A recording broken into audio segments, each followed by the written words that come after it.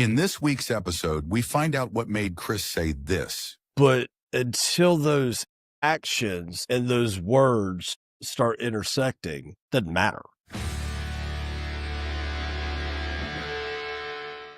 Well, folks, here we are. We are back. You have tuned in to another episode of Lot Talk powered by Lot Pop. I'm Chris Keaton, one of the co-hosts. Today, we're just a duo. We are no trio today. Our good friend, our brother, Mr. John Anderson, he is taking a little time off. He and the boy and his wife, they're going to go do some fishing, hang out in the mountains, do the side-by-sides. They're going to do all that fun stuff, and he is taking some well-deserved time off. But I do have the infamous, the all-famous Mr. Guns Up, straight from Lubbock, straight from Texas Tech, Red Raider Nation, Mr. Ronaldo Leonard. How are you doing, baby? Sure. Brother, I'm better than I deserve. Doing any better, That's I what have I to be twins thought. to take it. Well, guess what? I'm glad you got that energy. I'm glad you got that excitement, because we have got some folks today as we pick back up on leadership, on some leadership qualities. And if you remember a couple of weeks ago, we had our good friend, Bryant on, the ex-military strategist that led in a different capacity outside of our vertical of automotive, but he just dropped some amazing information on just some core leadership pieces. Well, today we're bringing in arguably two of the best leaders in my it's over 31 years now of automotive experience that I've seen.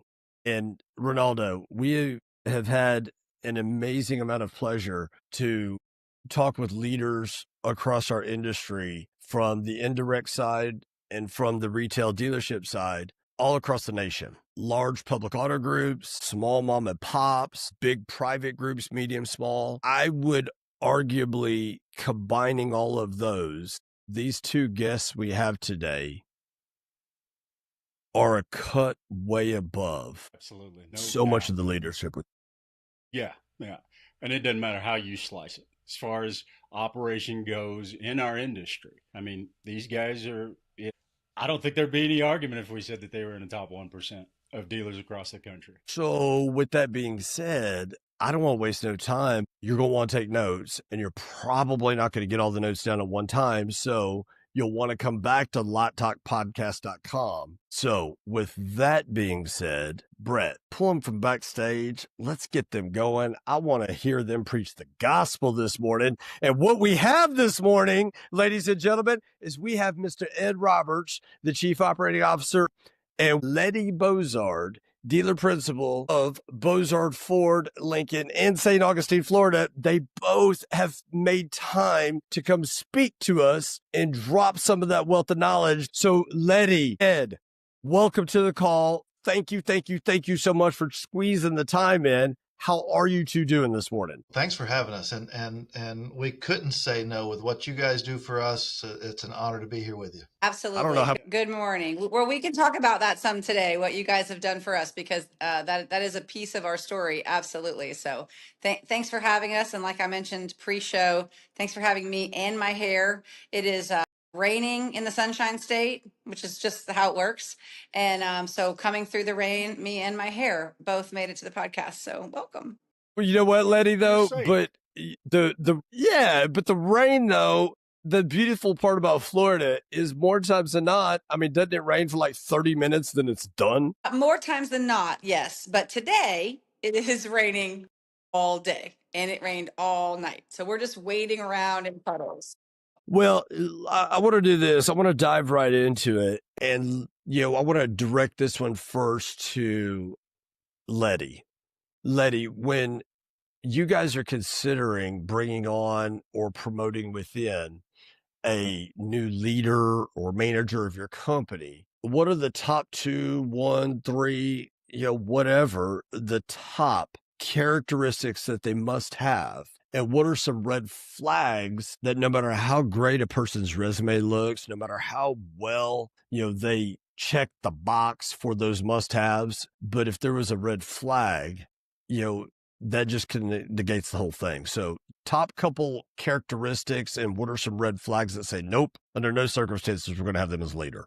What do y'all look at? So if it's okay, I'm going to answer your question backwards and talk about the red flag first, because it probably leads Yes. itself into the characteristics that we really, at this point with our team, know we have to have. For me, the biggest red flag is if someone wants to spend the majority of the time, whether it's someone that's already with us looking at a different position or somebody from outside of our organization, if they are trying really hard to spend most of that time in those conversations talking about what they already know, and I have a hard time getting them to posture themselves into a place of what they can learn, I'm checking out pretty quickly, because I'm sure it comes up in almost everything you guys talk about. It comes up in every single day of operating a dealership at this point. We have to be able to learn something new or adapt to something that's different every single day.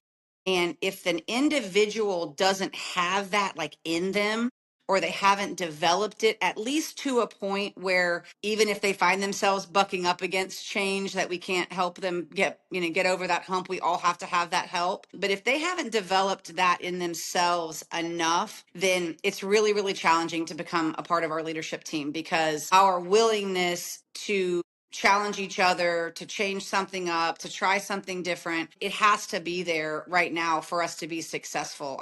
I've mentioned it numerous times. The first 20 years, I've been doing this 25 years in some capacity in our family dealership. The first 20 years, I could probably take a few pieces of paper and write down for you how we did things, and they were about the same for 20 years. And then the last 5 years, there's not enough paper for me to write down what we've done, right? Because the industry has thrown things at us, the market has thrown things at us, the consumer has thrown things at us, technology advancements have thrown things at us, that we have to be able to learn new things. So it's not just adaptability, but actually the desire to learn new things.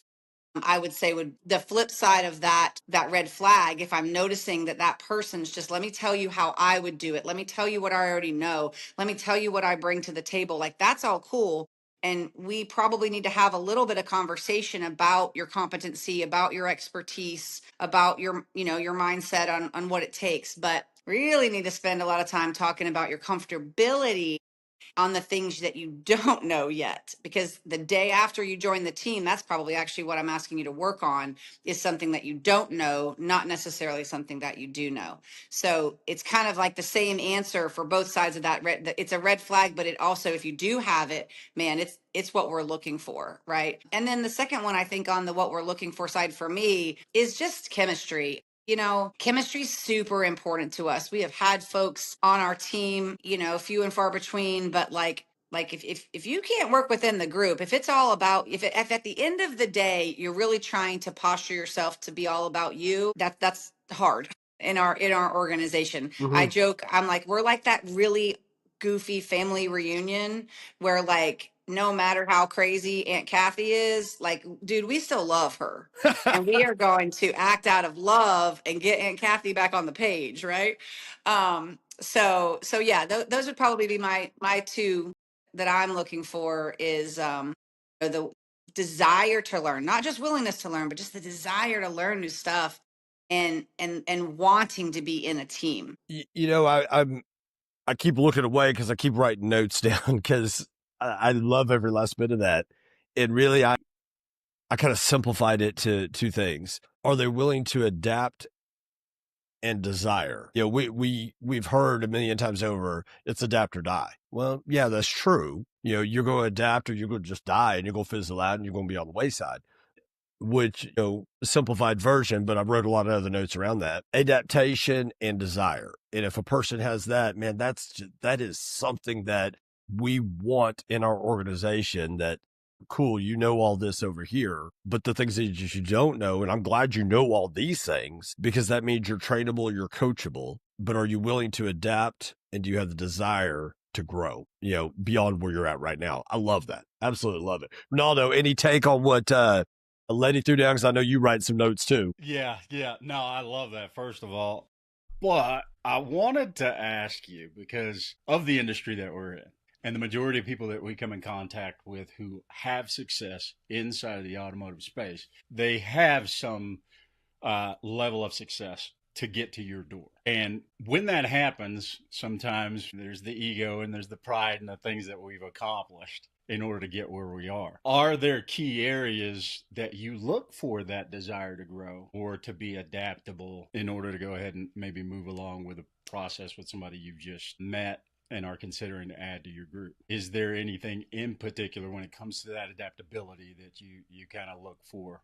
And are there some things that might be red flags? Ed, you want to talk to that a little bit? Ed probably participates more in at this point, and even our managers that work for Ed participating much more in like the actual conversations, Right. interview type conversations. What's your take there, Ed? So that's an easy answer for me because we are stronger together. And if they are unwilling to work together as a team, then we're not going to win together. And that goes back to some of the things that Letty was talking about.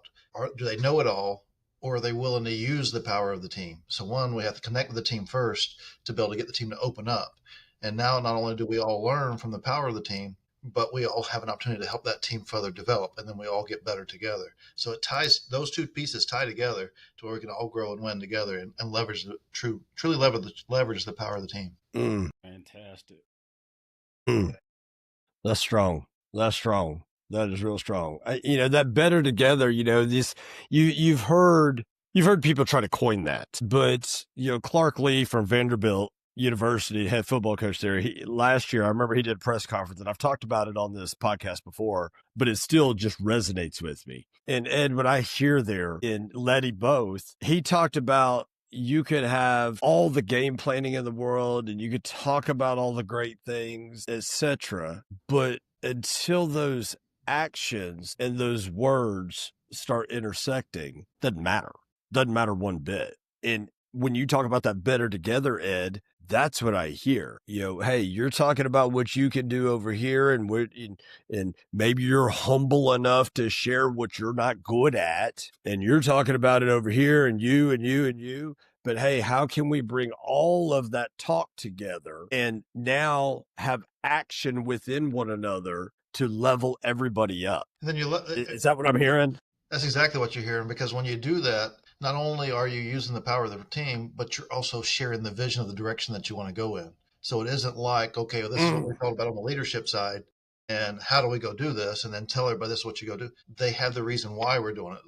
So they buy into it a lot earlier, and then they help you push towards that and push in that direction. I also think I love that vision. Back to Ronaldo's question about like early in those conversations with maybe someone that's a prospective member of the team, like how do you start to dig out what we're talking about?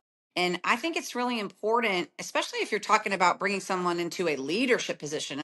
Maybe it's a little different if you're just talking about, folks that work in specific areas of the dealership in a productive space. But if you're in a conversation with someone that's a potential for you to bring into a leadership role, then I think you've got to be pretty transparent with them and go ahead and tell them maybe even some of that long range, really innovation stretching stuff that might be on your mind, and gauge what their reaction is to that. Man, if I'm interviewing a general sales manager and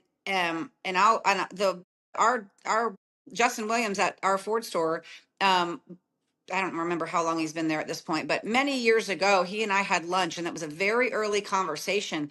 And man, I just laid it on the line. I was like, listen, dude, I'm trying to have single point sales. I'm trying to have no computer. No, like I'm not trying to have F&I offices. And this was years before we were actually able to do that stuff, right? But I was comfortable to say to him, man, this is my long range, like pie in the sky, really forward thinking stuff. And if he's squirming in his seat, he's not my guy. Now, I'm not I'm not necessarily thinking, I'm not expressing it in a way that I'm saying to him, hey, next week when you start, I expect you to implement these things. That's not what I'm saying. And I was careful with my words, but I was also really transparent about what I felt as the dealer and what our team was already talking about between Jeff and Ed and the current staff that was there. I think a lot of times we want to hold back and try to judge them first and then say, okay, let's see if they'll fit. And then what happens is a year in, you're like, I don't understand why they're not fitting, because you never told them this stuff you were going to ask them to work on, right? Yeah. So, and it was real. I didn't throw out just like random stuff that was made up. I mean, it was real core stuff that we were already talking about, but it might have been 5 years in advance. And speaking of Justin, he's still sticking around trying to do a lot of those things and has implemented those things for us in in our department. So I do think that's something that dealers can learn. What are they going to do? Take your idea and run away and try to do it themselves? It's already out there. We're not creating anything that's like behind the curtain. We're all just trying to serve our customers. So whatever your team is talking about as your future visioning, share it with those new people and gauge how they react to it. You'll know if they're uncomfortable. They'll be like, I don't know about all that, right? So yeah, I think that's just a little, for me, that's something that I'm comfortable doing. That is such a preventable. That's such a preventable measure, because the last part of that you were talking about is like, you can't, shame on you if you're looking up a year from now going, how come they don't get it? Well, okay, Right. well, you didn't share it with them in the beginning, so that's on Right. you. You made Yeah. a They bad might decision. not want to work for us a year later, but it won't be because they're surprised that my ideas are crazy. They will know from the beginning that my ideas might be a little crazy, and then they can choose if they want to get on that train and go, try those things with you. Try to build out what your vision is. And so let me chime in on You're gonna throw chime something in in on that a there. little bit. Let me chime in on that because what Letty is saying is our number one tenet is innovation, and she's saying as she's interviewing him to decide whether it's a fit for both sides is we don't want to do more of what we already do. We don't want to do more of what you're doing where you're at.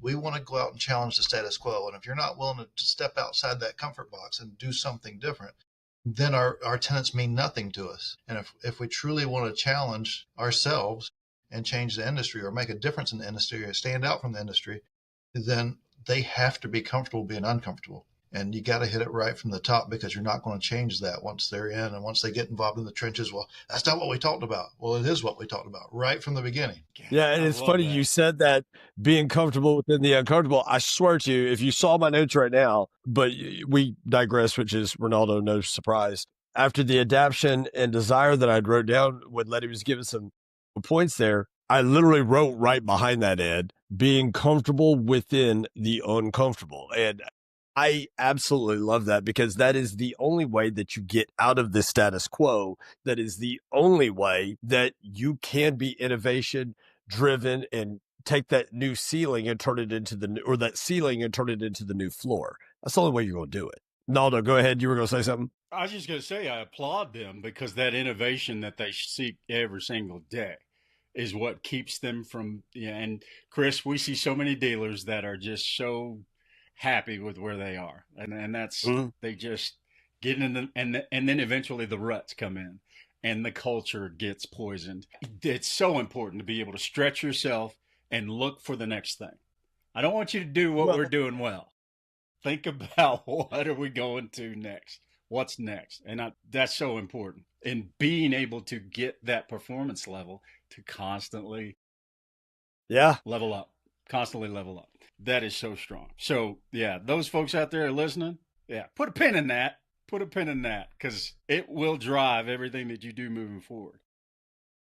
Ronaldo, I kind of want to defend, those dealers that you talk about that we hear it all the time that are quote unquote comfortable where they're at and don't want to change. I want Don't to, do it. no, I want to Don't do defend it. it a little. No, I'm going to, Naldo, normally I'm the guy that gets the complaint calls. Okay. So now I'm going to come to your defense, dealers. Yes, to a degree, they do get comfortable, where they're at, and hey, we're fine. We're good where we're at. But I will also say that get yourself behind closed doors for y'all that have been comfortable where you're at, and really kind of have that, old school saying of have a checkup from the neck up. And are you really comfortable, or are you just don't have the resources to support getting uncomfortable and comfortable all at the same time? So that would be, I would say, why a lot of leaders don't want to move forward, because they just don't have the resources to get comfortable in that uncomfortable. That'd be a thought I would Yeah, have or behind that. or they don't. I'm with you, Chris.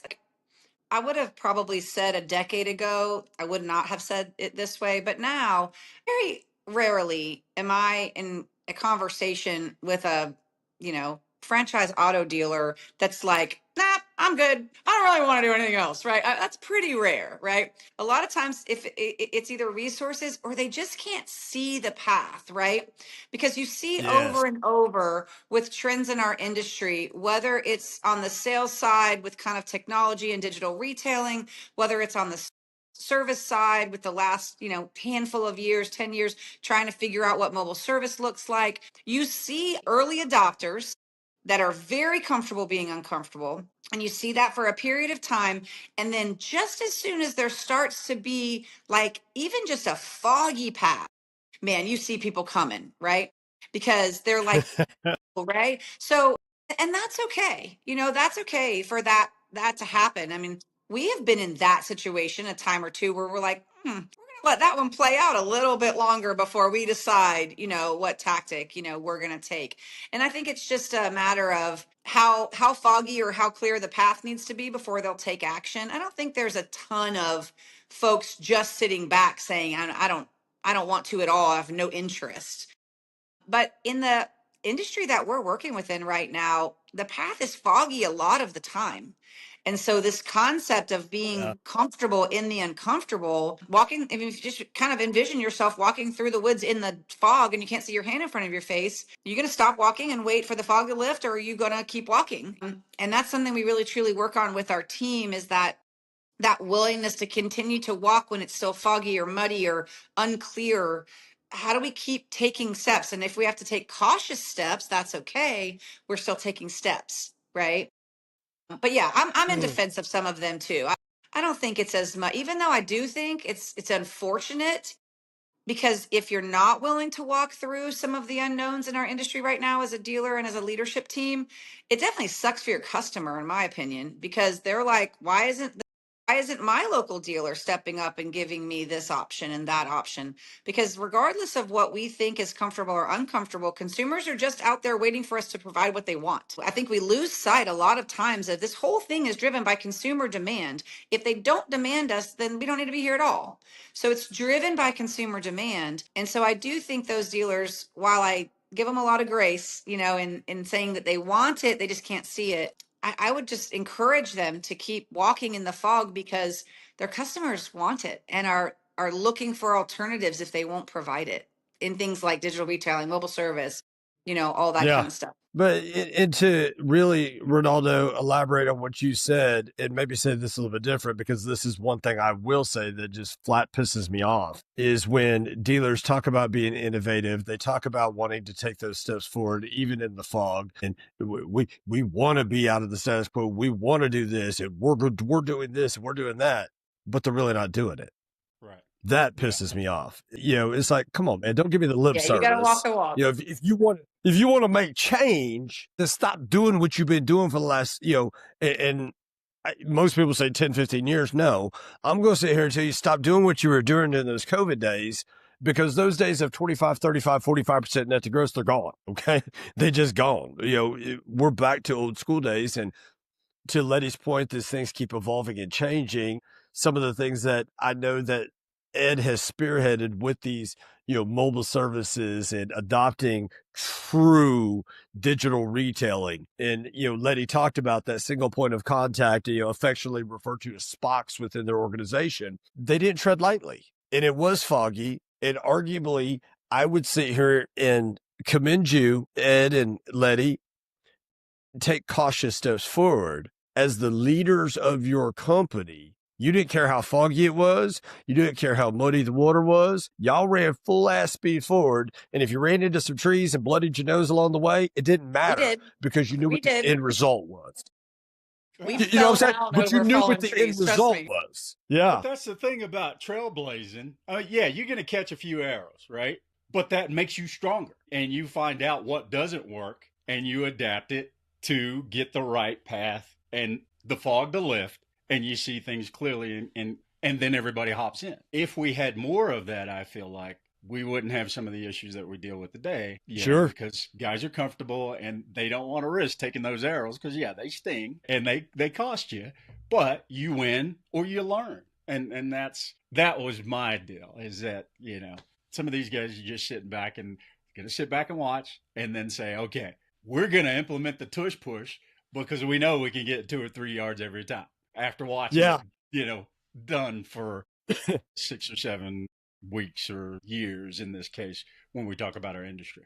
But yeah. Well, let's I'm take that a little bit further. I'm gonna quote Captain America. Captain America said it best: "If you get hurt, shake it off. If you die, shake it off." Okay, and y'all shook it off. So, Ed, what were you gonna say? Well, we talk about that we don't know what we don't know, and that's where people live, is they don't live outside of that. So when we told people that we're going to do single point of contact, they said that won't work. When we told them we was going to open a restaurant, that won't work.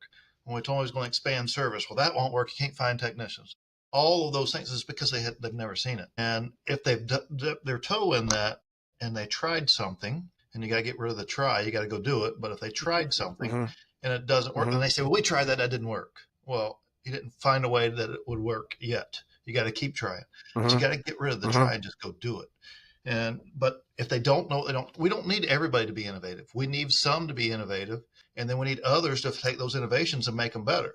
The creator is not always the best. And when you innovate, you got to have someone come behind with another vision and say, okay, well, let's clean that up. If we do this and this, we can make it even better. So we need an element of all of them. And as we know, we got so many different levels in our industry where we don't focus on some of the things that the customers want us to focus on. So you don't have to be innovative to be successful. Focus on the things that the customer already asked you to focus on. And so it's the way we choose to go to market. We want to go to market and be innovative and try different things. And when we do that, we are going to stub our toe, and we are going to cut down a tree that lands right on top of our head. But then we got to pick up the pieces and say, let's go find a different way to do it. Absolutely. Ronaldo, this is what he just said. He just said, be a leader to meet the customer where they're at. That's what he said. Stop trying to take the square peg and put it in the round hole. Absolutely. Go meet the customer where they're at and lead the way there. I love that. Ed, I got a question, because a lot of people follow you guys on social media, whether it's, your company, Ed, whether it's you publicly, because, and I'm going to give you a plug here for a minute, listeners and viewers, if you need help in your fixed ops, you have the rare privilege to have what arguably I would say is the best innovator of fixed operations over the last 10, 15, 20 years that I've seen, in my 31 years in this business, and that's Ed. And he gets the opportunity to go, speak across the nation about fixed operations with various different, auto groups, public, private, doesn't matter. My man will spit truth, and I love it. I absolutely love it. But while y'all are out, and whether it's your personal social media, whether it's your company social media, there's a lot of hashtag BTOP. Explain that. Explain that to the listeners and viewers, because I know they're sitting there going, what in the hell is this BTOP? Well, with every business, and thank you for the plug there, and I appreciate that. I'm not sure if I deserve it, but we You do. He does. are not afraid to go do instead of the try. But with every business, you need a vision. And that vision is, what do you want to be viewed as? But then also you need identity.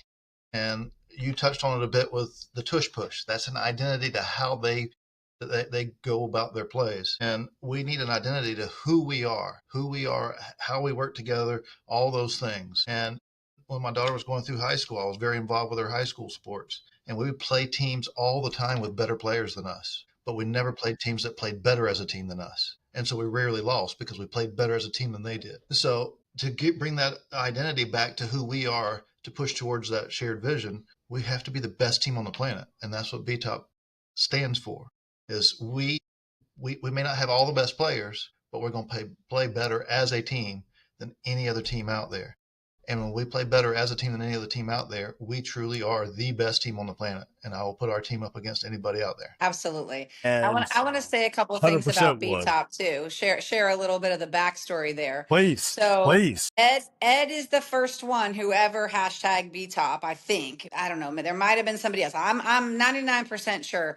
And I had already heard the term, and so I knew what it meant. But when I mentioned earlier that sometimes we challenge each other, after I saw it for the first time, went to Ed and I said, I'm concerned because best team on the planet is BTOTP. And I feel like it's misspelled. And I got all into this like technicality. I caught myself getting into a nuance of something, and I'm like, I just want to represent ourselves accurately. And what if people think we can't spell? And he was like, first of all, you need to get over yourself. Like this is, like so. Ed won the battle. It's B top, even though it stands for Top of your best team game. on the planet, and that's okay. Ed should win some battles. He made some really valid points about how that one was going to roll out, but it's been such a cool tool for us because like Ed said, it's like a two-sided coin. Like it's aspirational, meaning let's look forward to the team we want to be and act that way. But it's also the check and balance when we're falling short of being, it's not an egotistical, we're the best team on the planet. We're not stating that we're the best team on the planet. We're saying we strive to be the best team on the planet. And then it in and of itself is the check when we're not performing as the best team on the planet for us to go, whoa, wait a minute. When we did that, what can we learn there? Because were we acting like the best team on the planet when we made those choices? Were we acting like the best team on the planet when we went to market in that way? How we were preparing, how we were communicating? Are we operating at the level of the best team on the planet? Because the cool thing that provides both aspirational and checks and balances of something like that is it's not saying, I'm trying to think of the right way to explain it. It is saying who we are as an identity standpoint, but if you're number one, if you're the best, then that seat is always up for grabs. Somebody else could come and be the best tomorrow. So it just, BTOP gives us this kind of thing that like centers us back into this is who we desire to be. This is who we know we can be, but Mm-hmm. are we acting like that? Are our actions putting us each day back in that top seat? Because there's plenty of great dealerships out there, right? They want to be in that top seat too. So we have to work at that every single day. It's been a really cool tool for us. And so it signifies something else as well. Well, and Letty just touched on it very well. It's not a destination. You never get there. It's an ongoing, perpetual journey where every day we got to ask ourselves, give ourselves that gut check. Are we operating the way we should be to represent ourselves as the best team on the planet? And when we have new hire orientation, we can tell those guys, you are now part of the best team on the planet. In order to be that, you have to bring your best effort every single day. So it's a rally cry as well, but it is never a destination. It's always a journey. So, a lot of times, because you talked about new hires, a lot of times things like that, like BTOP, the best team on the planet, and a rally cry and things of that nature, move and speak to more of the variable side of your dealership. Does that resonate with your accounting side? Does that resonate with your fixed ops side? And do you have to serve it different to them? Or do they see it the same as the variable side? I'll let you answer that, Letty, because you've talked to different ones on both sides where all Yeah. of that. So. I do think to some degree you have to serve it a little bit different. I try not to fool myself into thinking that only in the sales department are the individuals personally driven. I think we've got awesome driven folks that want to fill seats all across our dealership, right? So I'm not saying serve it differently because they don't know how to really fight for something that they believe in. I believe they do, but I think you have to serve it differently from the standpoint of really digging in function by function of the whole team. So you brought up accounting, your facilities teams, your support staff, both in sales and service, valet teams, concierge teams, rental teams, all of those support roles. I think you do have to serve it differently to make sure that not only do they desire to operate in an organization that wants to be the best, but do they understand what their department's contribution to the whole is, and that quite frankly, it is equal, right? It is a piece of the pie. It's one pie and everybody's got different slices of it. But in order to have a whole pie, then everybody has to, contribute. And so I do think you have to serve it up a little differently in that regard. Is do they really know? Or do you have, I can put myself in the shoes. If I worked in facilities and my role was to go through our physical facility and do maintenance or keep it clean and looking great for our customers, if I didn't feel like that was contributing to the sale of that vehicle, or if I didn't feel like that was contributing to a customer choosing us for their service location, then I don't know how I would translate that into my actions make us the best team on the planet. 'Cause I just think I'm coming to work and clean the bathrooms, right? So I do think you have to Yeah. serve it up in that explanation of how important their contribution is. And here's the deal. If you need to check yourself on that as a leader, just give them a week off and see how happy you are with the situation. It won't take long before you realize how important their contribution is. Because when X number of people call you about their car buying experience and they're complaining about the bathroom cleanliness, you're going to be like, why am I taking these phone calls when I've never taken those phone calls before? That's because your facilities team is contributing something to the sale of that vehicle.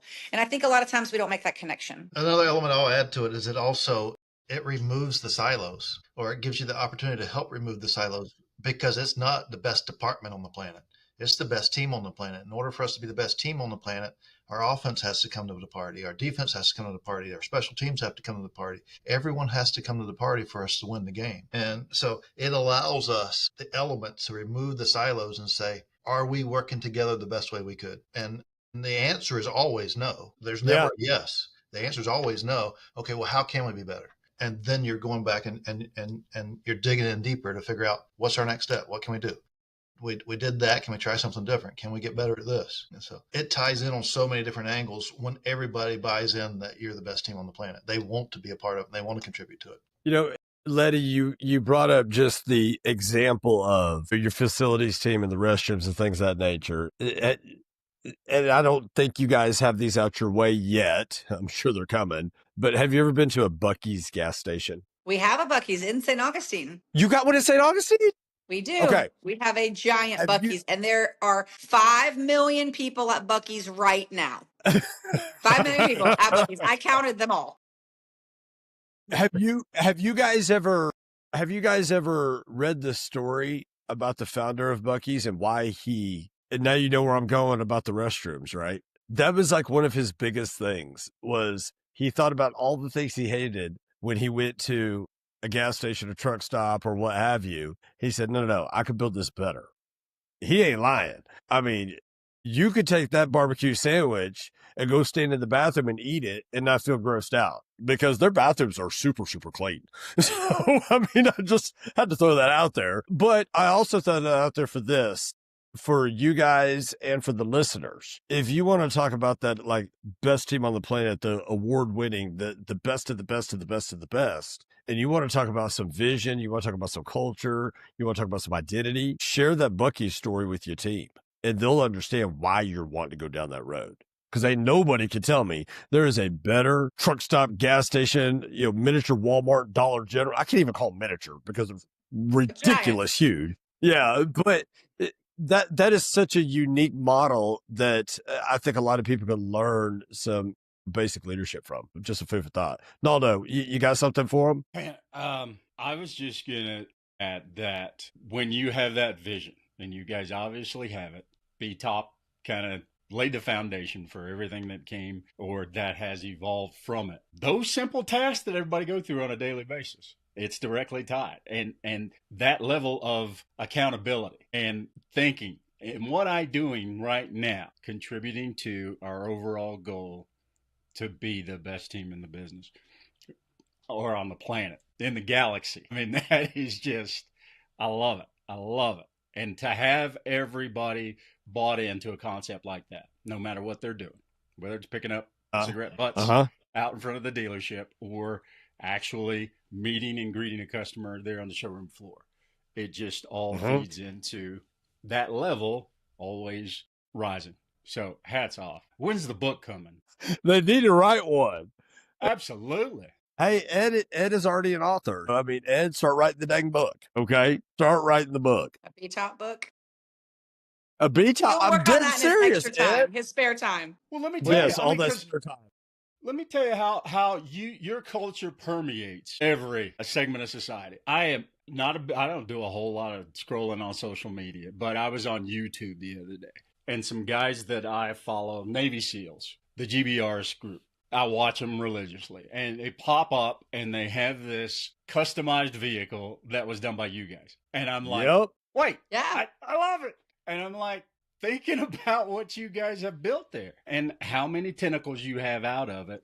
And people across the country are seeing what you guys are doing and applauding it and hungry for implementing what you guys are doing in whatever walk of life that they're in. So, I mean, hats off. Keep it coming.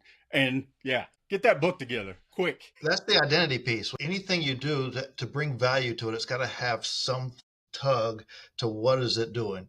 And you talk about doing all the little things, all the details, the simplest things that adds to it. Well, that's what that is as well. It gives the entire accessory department an opportunity to have identity. It's what we call it Beaux-Arts built. And there's Beaux-Arts built stuff everywhere around here. People support it. We go to football games, we see it all over the place there. It's just a cool element to be a part of, but it's an identity element that people want to be a part of. A lot of stores out there do a lot of cool things, but they don't necessarily leverage what they could be leveraging off of it. And do we leverage everything we could? No, we don't. But we continue to strive to find ways that we can leverage things. But that is just another element of identity that we can leverage. And it makes us recognizable. If it had just been a truck that they bought from Beaux-Arts Ford, it'd have been the new truck that he just bought last week. But because it was custom built by Beaux-Arts Built, it became part of their conversation. It became part of it. And ultimately, it ended up being some type of an advertising piece or whatever with no CTA. It's a, hey, this is very, very cool. So it's the identity. Yeah, no, that, by the way, that expedition was completely badass. I mean, and Bo let his brother. Bo gets the credit for Bo that. Gets the credit. He made that connection. He designed that vehicle. We're gonna give Bo the it was credit. a lot of fun. But I will say this, that expedition, so if anybody goes and looks for that video and looks at it, okay, don't let it fool you that, man, the expedition shrunk. No, Bo is just like 6'1" tall, and he just makes the damn thing look like I'm dead serious, man. The first time I met Bo, I was like, for sure, dear God. Large man. I mean, it's a large human. Yeah, so I want to fast forward here because per usual, I mean, we just get so granular on these podcasts, and some of the bullet points that, I said, hey, let's talk about, we kind of touched them. But I want to fast forward to this very last one here in the last little bit of time we have. And unfortunately, I know we could have a whole segment just based on this. But Ed, I want to start with you on this one. You guys, you give your department heads, and I know this firsthand, okay? You give your department heads, your staff, just a bunch of rope, a bunch of autonomy, and ability to make decisions, and you support their decisions. You celebrate wins from these good decisions, and you coach them up on bad decisions, which is great. But there have got to be some non-negotiables in your company, whether it's with a process, a software, a system you've put in place. How do you approach a situation when your leader says one of two things, or if not both? I can't get my people to do it. And what is your course of action? Second part of it, what is your course of action if you can't get your leaders to adhere to the non-negotiables? How do y'all handle that? Well, they're not non-negotiables if you don't hold them to it. The non-negotiables are exactly what they say. You have to hold them to it. And we do have non-negotiables. And if you violate them, it doesn't matter who you are. You're not part of our team anymore, because in each and every one of them, they are decisions that you had to make. You don't violate a non-negotiable by making a mistake. You violate a non-negotiable by making a poor decision. And you talked about the latitude that we give our people. One of the toughest things that we do as leaders in any business is learning how to effectively delegate. Well, when we do learn how to effectively delegate, we delegate task more than anything. And then so we create a lot of doers. And one of the things that I think we're so much better at here is we delegate authority. That's that leg that you're talking about. We give them a lot of rope, what they can run with. We delegate the authority rather than the task. We hold them responsible to get the task done, but we delegate the authority for them to do it. And so when it comes back to, I can't get my guys to do this because, well, you have to look in the mirror. You can't point the finger at them. You have to point the thumb back at you, because you get what you allow. The number one thing I have in here on my wall right now is you don't get what you deserve and desire. You get what you tolerate and accept. And that is 100% the truth. Get the organ playing. It's starting to preach. Man, fire up the Hammond. Hey, man, I'm going to start passing offering plate around. Spit some more of that truth, brother. We have fun here. It could sound, depending if you don't know us, it sounds like, man, what do they do over there? What do they even do anything? We have a lot of fun, but we're a high productive unit.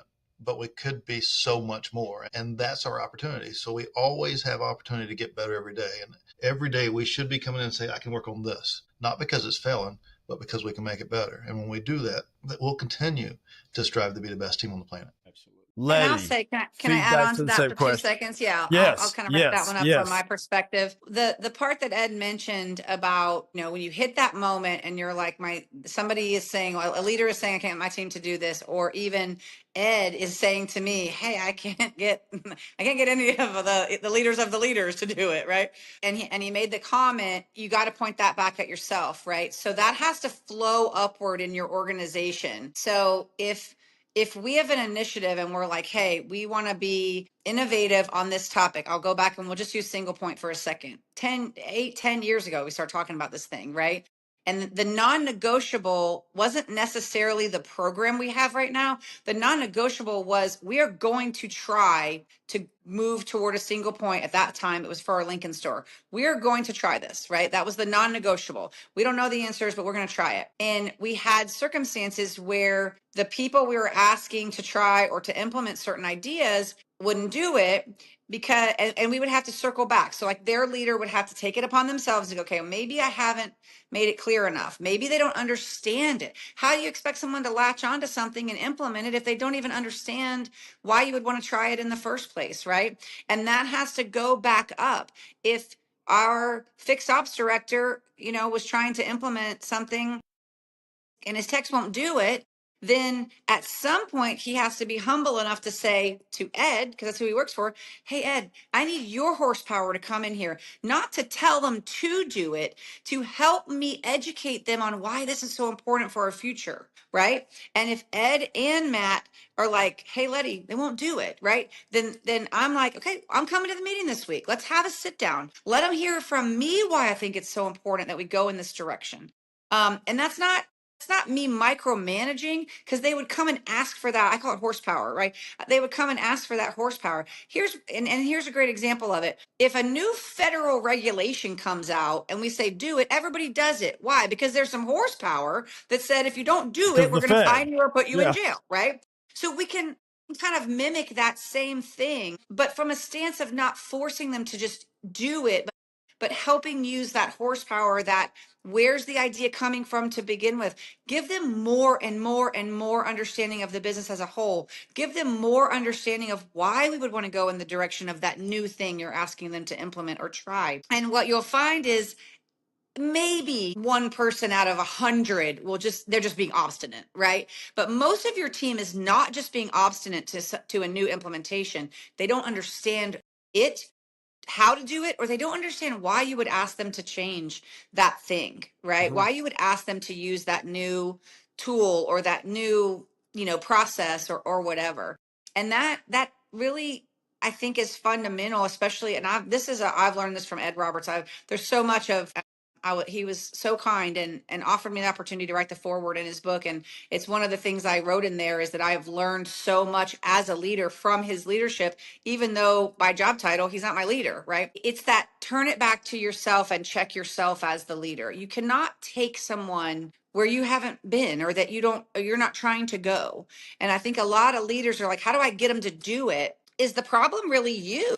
That you're maybe like inside not really bought in on this new idea. And so then when you share it with them, you're giving off that little vibe of, hey guys, I'm not really sure how this is going to go, but they're asking us to do this. They're never going to do it if that's how you present it. But if you have reconciled how you feel about it, you've asked your questions as a leader, you've gotten the clarity of why this company would want to do these things. You can go and present that to Yes. your team, and 99 out of 100 want to do it with you because they have felt the importance and the impact and the passion that that you have for it. One of the biggest questions I ever get, I'll finish with this, is like, people want to kind of ask like that secret sauce, like, how do you get your team to care so much? And I literally will answer that question with, well, you have to care. And then I'll just stop. And it's like silence and this unawkward. And people want to be like, no, no, no, no, no. But tell us how. And I'm like, I just did.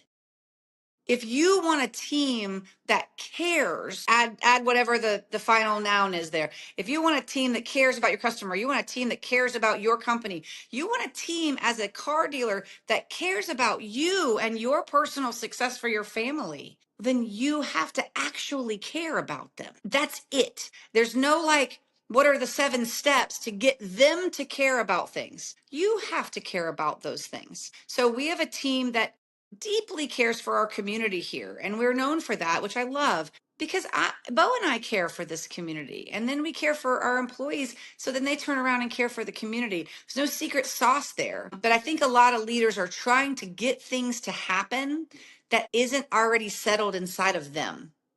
And I think there's a lot of self checking when it comes to leadership. I want to build on that just a little bit because Letty said a Wow.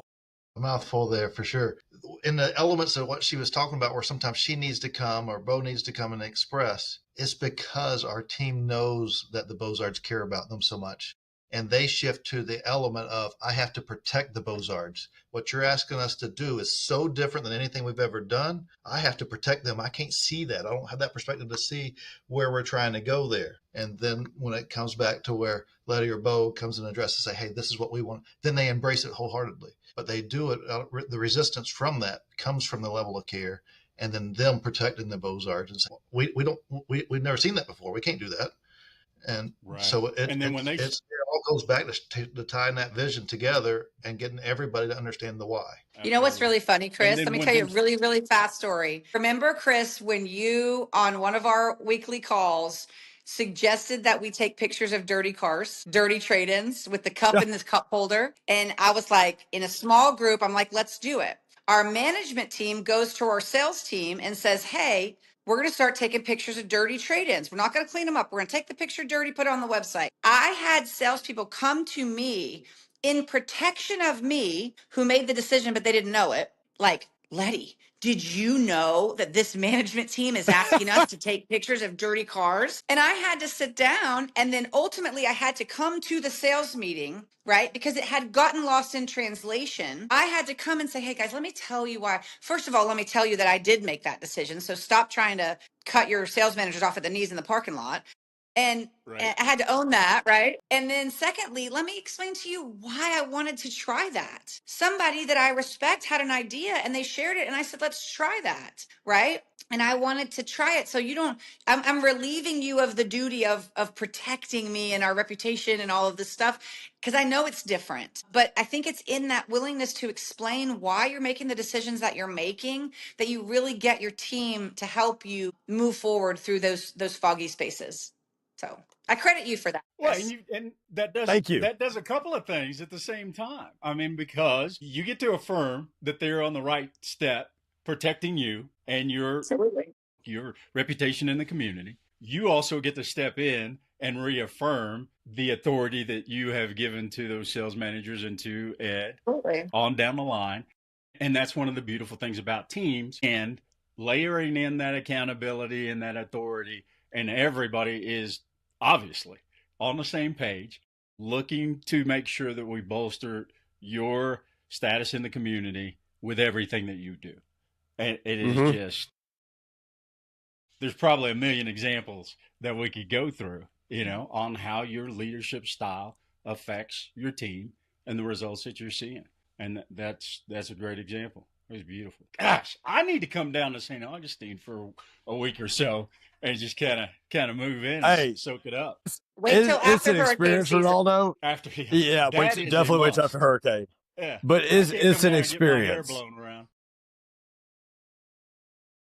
So, as always, I mean, we look up and because Letty, Ed, number one, on behalf of Lot Talk and Lot Pop as a company, we can't thank y'all enough for taking time out of y'all's schedules because I know how busy your schedules are. I have a pretty, intimate relationship with you guys, and I've been very blessed and fortunate to have been to your location and spend time with you guys at the store, away from the store, at different events, etc. And I know how, tight y'all schedules are. So you guys to come on and spit these truths out today has been fantastic. And to kind of recap here, I'm going to take a lot of what they said in the second half of this. And Ronaldo and Brett, even backstage, I've shared this with you guys a million times over. When we think about, bringing on a new staff member here, when we think about, our current staff, the mindset that in my personal leadership growth over the years that I've had is this, and this is what I hear you guys saying. From this vantage point of Lot Pop, if we take care of our dealer, we take care of Lot Pop as a company, those two things will take care of the individual. And that's what I hear you guys saying. You're going to take care of that St. Augustine community, that Jacksonville DMA, and you're going to take care of your people. Because when you take care of those two things, the Bozard organization as a family is taken care of. Ed Roberts as the COO is taken care of. And we applaud you for that. And I hope viewers, listeners, I hope you grabbed more than one nugget today, because it wasn't about, as you heard, it wasn't necessarily about B-Top being, the best team on the planet. That was just something that is there to help make sure that every single thing they do collectively as an organization is at the best for their customer, because it's going to take care of the individual company, which is going to take care of the individual people. So I hope you guys took a lot of notes, but if you couldn't get all the notes, or if you want to go back in and fast forward to a segment or a part of this episode, go to the lottalkpodcast.com, YouTube, Spotify, Apple, and you can find this episode again. You can move along through there. And I'm going to say this without publicly asking for permission, because I know the answer, because the Bozards have been very, very welcoming.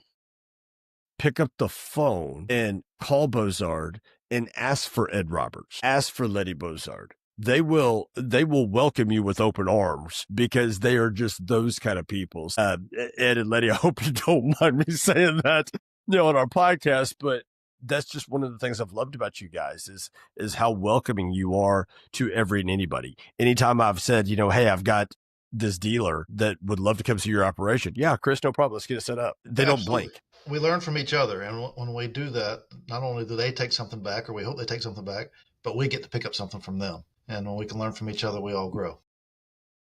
So there you have it, folks. On behalf of Ms. Letty Bozard, Mr. Ed Roberts, on behalf of Mr. Ronaldo Leonard, our Lot Pop family, we thank you guys for tuning in. We ask that you please check back in next week, same bat time, same bat channel. And as always, wishing you all the most success possible. Thank you guys. Appreciate it. See you guys.